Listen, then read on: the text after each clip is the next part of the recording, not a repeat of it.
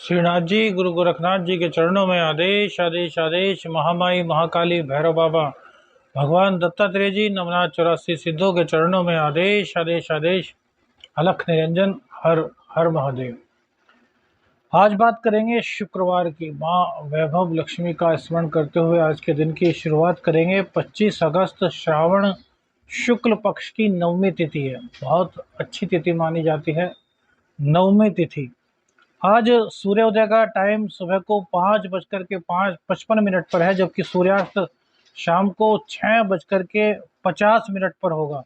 विक्रमी संवत 2080 में अभिजीत मुहूर्त का समय सुबह 11:57 से 12:48 दोपहर तक रहेगा, जबकि राहु काल 10:46 से दोपहर 12:23 तक रहेगा। दिशा शूल पश्चिम दिशा की रहेगी।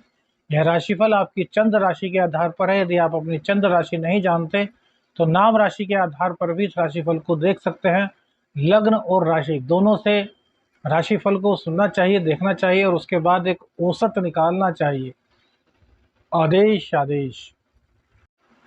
कन्या राशि। बुधदेव वक्री हो चुके हैं, जो कि सूर्य के साथ हैं, तो बुधादित्य योग के साथ साथ सूर्यदेव आपके 11वें 12वें और लग्न का फल अब देना शुरू करेंगे।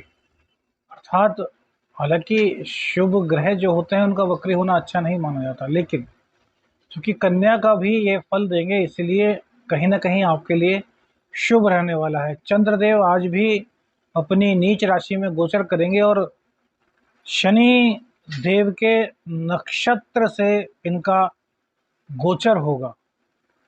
तो चंद्रमा से शनिदेव चतुर्थ स्थान पर होंगे, तो कहीं ना कहीं सुखों की वृद्धि करेंगे। लेकिन शनिदेव जो सुख भी देते हैं तब भी कुछ ना कुछ दिक्कत अवश्य ही होती है, क्योंकि कर्मों का फल देते हैं शनिदेव।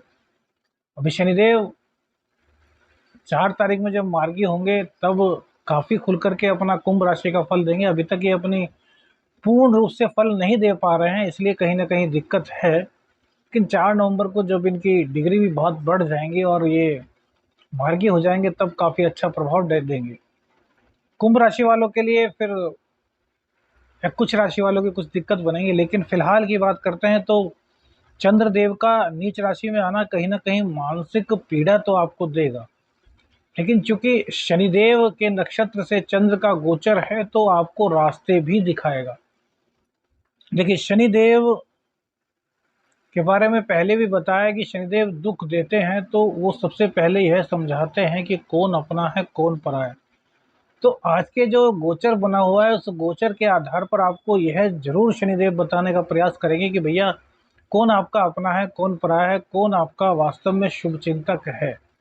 यदि आप इस चीज को समझ पाते हैं तो फिर बहुत लाभ आपको जीवन में मिलेगा। और यदि अभी भी इस संकेत को आप नहीं समझ पाते तो फिर आपको कुछ ना कुछ दिक्कतों का सामना करना पड़ेगा। वो धोखे के रूप में हो सकता है, छल कपट किसी भी रूप में हो सकता है। तो आसपास के लोगों पर आपको नज़र रखनी है कि यार कौन अपना है कौन पराया है, क्योंकि उनकी मेंटेलिटी आज कहीं ना कहीं शनिदेव से चतुर्देश होने के कारण आपके प्रति निष्पक्ष रूप में सामने आएगी कि वो वास्तव में है क्या।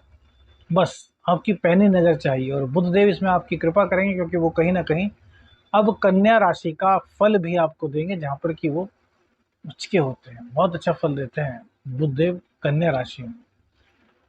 चंद्रदेव का तृतीय भाव में गोचर ये परेशानी आपको देगा, लेकिन कहीं ना कहीं आपके पराक्रम में भी वृद्धि करेगा। और पराक्रम कैसा? तो पराक्रम होगा धन को लेकर कमाना। अब धन कमाने को लेकर तो रोज ही सबके सब ही मेहनत करते हैं। कौन व्यक्ति है उसको धन की आवश्यकता नहीं, कोई किसी तरीके से, कोई किसी तरीके जो जिसमें परफेक्ट है, जो जिस विद्या को जानता है वो उसी तरीके से अपना धनोपार्जन करता है। अब यहाँ पर चंद्रदेव नीच राशि में आने से सिर्फ और सिर्फ दिक्कत एक बात की होने वाली है कि ये आपके काम को थोड़ा डिले करेंगे या फिर आपके अंदर आलस्य उत्पन्न करेंगे। फिर देर से उठने की आपकी आदत हो या फिर देर से पहुंचने की आपकी आदत हो जाए। मतलब जहां पहुंचना है उसमें आप थोड़ा लापरवाही कर दें और ये लापरवाही आपके धनोपार्जन में कहीं ना कहीं कुछ दिक्कत पैदा कर सकती है।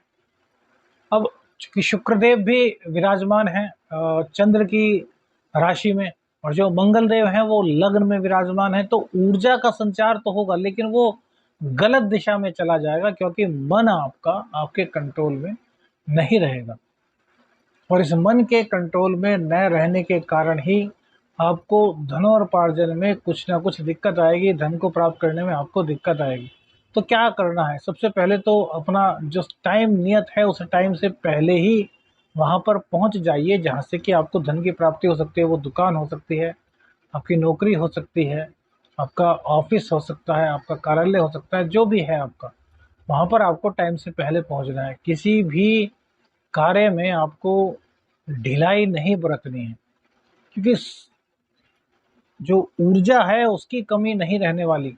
भले ही बुध की राशि में मंगल देव अच्छा असर नहीं देते, लेकिन जहाँ बैठते हैं वहाँ पर पराक्रम तो देते ही देते हैं।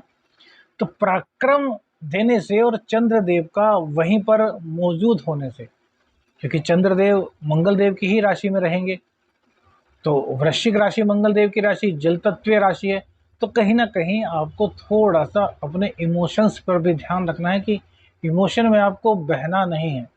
यदि आप इमोशंस में बह जाते हैं तब भी आपका नुकसान होगा, और इसका मतलब यह भी नहीं कि आपको अपने इमोशंस को बिल्कुल छोड़ देना है। बैलेंस बना करके कार्य करना है। जहाँ पर इमोशंस की वास्तव में आवश्यकता है वहाँ इमोशंस, और जहाँ पर प्रोफेशनल बनने की आवश्यकता है वहाँ पूर्ण रूप से प्रोफेशनल बनिए, तो आपकी यह दिक्कत दूर हो जाएगी। क्योंकि जल तत्वीय राशि है, वृश्चिक राशि भी जल तत्वीय राशि है और चंद्रदेव भी जल तत्वीय राशि है। आज के दिन में पानी का जो पानी में स्ट्रेंजर्स वगैरह करते हैं, बहुत सारे पानी में गहरे पानी में कूद जाते हैं, लोगों को अलग अलग कारनामे दिखाते हैं पानी के, उन लोगों को सावधान रहने की आवश्यकता है। वो लोग ऐसा कार्य ना करें जिसमें कि कोई रिस्क हो। आप लोगों को भी यदि पानी से डर लगता है, ऊंचाई से डर लगता है, तो आज किसी ऐसे स्थान पर ना जाएं जहां पर पानी की अधिकता हो, या फिर किसी ऊंचे स्थान पर न जाएं, क्योंकि जब चंद्र पीड़ित होता है, और उनकी कुंडली में वास्तव में ही चंद्र कहीं ना कहीं पीड़ित होगा, मंगल भी पीड़ित होगा, ऊंचाई से डर, पानी से डर, तो अब गोचर में भी यह स्थिति बनी हुई है, तो आपको वहां पर कुछ ना कुछ ऐसी दिक्कत हो सकती है जो आपके साथ नहीं होनी चाहिए। तो अभी कम से कम 1.5 दिन इसको अवॉइड कीजिए। उसके बाद जब चंद्रदेव धनु राशि में आएंगे तो आप जा सकते हैं, कोई दिक्कत नहीं। अब शनिदेव के नक्षत्र से चंद्रदेव का गोचर कहीं ना कहीं आपके रोग, रिपु, ऋण, इन तीनों को जागृत करेगा। अब ये कैसे जागृत होंगे? तो ये आपकी आलस्य के कारण या आपके बड़बोलेपन के कारण, क्योंकि जब आदमी का मन कंट्रोल में नहीं होता, वो निराश सा होता है और विचलित होता है, तो उसके मुंह से कुछ भी निकल जाता है, और यही स्थितियां दुश्मन बनाती हैं, रोग को भी आमंत्रित करती हैं। कैसे? अरे यार आप यह नहीं खा सकते, अरे नहीं भाई क्यों नहीं खा सकते, हम खाएंगे, आज इसको ही खा के दिखाएंगे। बेमतलब का गर्व किया और खा लिया, और वो स्वास्थ्य के लिए हानिकारक।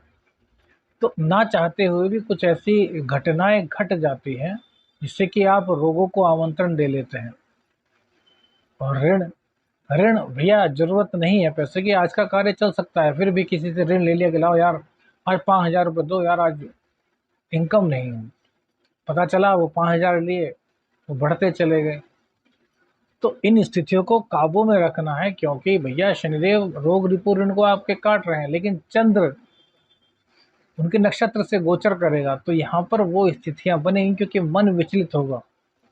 मन विचलित होने से ही इस तरह की दिक्कत होंगी। अब चंद्रदेव की जो दृष्टि है वो आपके शुक्र की राशि पर पड़ेगी, भाग्य भाव पर पड़ेगी। तो वृषभ में जो है चंद्रदेव उच्च के हो जाते हैं। अब नीच के चंद्र की दृष्टि उच्च के भाव पर पड़ेगी, भाग्य स्थान पर पड़ेगी, तो यह कहीं ना कहीं आपको संभलने का मौका देगा। आपका भाग्य आपका साथ देगा, आपको कोई ना कोई ऐसा बताएगा कि आप यह कार्य सही कर रहे हैं, यह कार्य गलत कर रहे हैं। बस निर्णय आपका होगा। शुक्रदेव की कृपा से आपका बिजनेस चलेगा। भले ही चंद्रदेव के कारण उसमें थोड़ी सी बाधा आए, कोई परेशानी आए, लेकिन फिर भी बिजनेस में कुछ ज़्यादा नुकसान होने का कोई खतरा नहीं दिखाई दे रहा।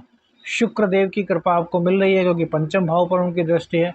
तो प्रेम संबंधों में आपके निखार आ रहा है, नए प्रेम संबंध बन रहे हैं, ज्ञान में आपकी अभिवृद्धि हो रही है। स्वास्थ्य का आपको यहाँ पर ख्याल रखना होगा। स्वास्थ्य का ख्याल कैसे? खान पीन अपना स्वच्छ रखें, शुद्ध रखें, बाहर का फास्ट फूड आदि इसका सेवन ना करें। मद्यपान आदि करते हैं तो उसको भी बहुत लिमिट में करना चाहिए। तो देखिए, शनिदेव शुक्र की राशि में उच्च के होते हैं और शुक्र देव शनि की राशि को ही देख रहे हैं, तो ऐसे में मद्यपान की आदत पड़ जाती है। मद्यपान को बुरा भी नहीं बोलते क्योंकि ये देवी देवताओं को भी चढ़ता है। भैरव बाबा का हम अभिषेक मद्य से ही करते हैं, माँ काली को चढ़ता है। बहुत से ऐसे विधान हैं जिसमें कि मद्य की आवश्यकता होती है, तो ये बुरा नहीं, लेकिन आउट ऑफ लिमिट हर चीज़ बुरी है, चाहे वो अमृत ही क्यों ना हो। तो यदि इस तरह की आदत आपको नहीं है तो फिर तो इन आदतों में मत पड़िए, क्योंकि कहीं न कहीं यह सामाजिक बुराई के रूप में देखा जाता है और समाज सबसे बड़ा होता है। और यदि करते हैं तो फिर भैया इसको कम कर दीजिए, क्योंकि यह कहीं न कहीं आपको आगे चल कर के दिक्कत दे सकता है। शुक्रदेव की कृपा से आपका विदेश भाव मजबूत होने से विदेश में आपको ख्याति मिलेगी, विदेश से कोई संबंधित आप काम कर सकेंगे। संगीत, कला, वाद्य यंत्र, इस क्षेत्र में आपको सफलता मिलेगी। यदि आप अभिनेता हैं तो भी आपको सफलता मिलेगी। बुध देव एकादश भाव और आपके लग्न को अब लग्न का फल यहाँ पर देंगे, पर अपने पिता की राशि में बैठे हुए हैं। तो जो दोष था वो बहुत कम हो गया है, क्योंकि जो लग्नेश का दोष था 12वें भाव में जाने का वो कम हो जाएगा, क्योंकि वक्री हो गए हैं। अब वक्री होकर के 3-3 हाउसों को आपको प्रभाव देंगे और जहाँ देखेंगे वहाँ का भी प्रभाव देंगे। तो शनि और बुध दोनों अच्छे होते हैं। तो विदेश से संबंधित कोई कार्य आपका था, अकाउंटेंसी का कुछ डॉक्यूमेंटेशन की कोई दिक्कत आ रही थी, उसको ये समाप्त कर देंगे। आपकी वाणी अब अच्छी होनी शुरू हो जाएगी। वाणी में जो कम्युनिकेशंस का काम करते हैं उनको भी पीछे लगा होगा कि यार कुछ ना कुछ तो हमारे अंदर कमी आ गई है, वो कमी आपकी दूर हो जाएगी। तो बुध देव की कृपा से आपके लग्न में, आपके व्यक्तित्व में निखार आएगा, आपके कम्युनिकेशन स्किल्स स्ट्रांग होंगे। आपकी आमदनी को बढ़ाने का कार्य भी बुध देव करेंगे। पिता के घर में हैं राजकुमार, इनको यहाँ पर किस चीज़ का डर। सूर्यदेव और शनिदेव आपस में एक दूसरे को देखेंगे तो बस वाद विवाद, शत्रुता, लड़ाई झगड़े, इनसे बचिए, बाकी सब आपके लिए शुभ है। आदेश आदेश अलख निरंजन, हर हर महादेव।